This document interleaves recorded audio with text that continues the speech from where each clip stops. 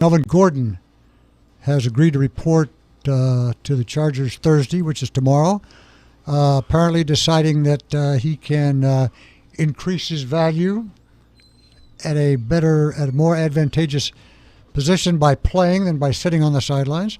So he will report to Costa Mesa tomorrow to begin work with the Chargers, which is going to help their running game. The Chargers were number 13, I think, in rushing. So their stats have to improve with Melvin Gordon. Vinny, what are your initial thoughts on too late, too soon, good for everybody? What's your reaction about Well, earlier the better, for the Chargers. They absolutely need offensive help. Gordon knows the system, and Ekeler has been good, but Gordon is definitely at least a $9 or $10 million guy, and so they need that offensive punch at the back. I think it takes a little pressure off of Rivers, who took some hits last game, and that's unusual.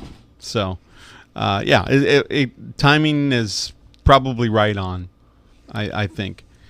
Does this mean that we don't do any further negotiation until after the season is over? We're not going to negotiate during the season, are we? Oh, they might. Yeah, I mean, they might. They don't have any reason to. It may be a sign of good faith from Gordon and his agent, and the Chargers may try to renegotiate that or offer him that $10 million again that he had rejected. I don't know. I don't know enough about the negotiations and what's been happening there. I think it's more likely, like you say, that it's going to wait till the end of the season.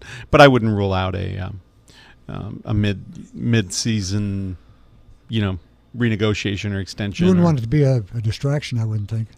No. And I mean, I think it's great for the Chargers too, just to get kind of more consistency in that offense. I think he's going to bring a lot of help towards Phillip on the offensive side of the ball. I mean, Eckler's done a great job. So I mean, having Gordon coming back, I think that's just going to make that offense stronger. But, I think they're still waiting on those big pieces on the defensive side to, put them over the hump.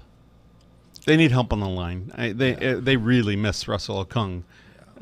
And I don't think there's an end in sight for his blood clots and what's keeping him out of the lineup. So that's been a problem. The line has been a problem. He definitely, Gordon's definitely going to help. He and Ekeler is a pretty good 1-2 punch. Mm-hmm. Yeah.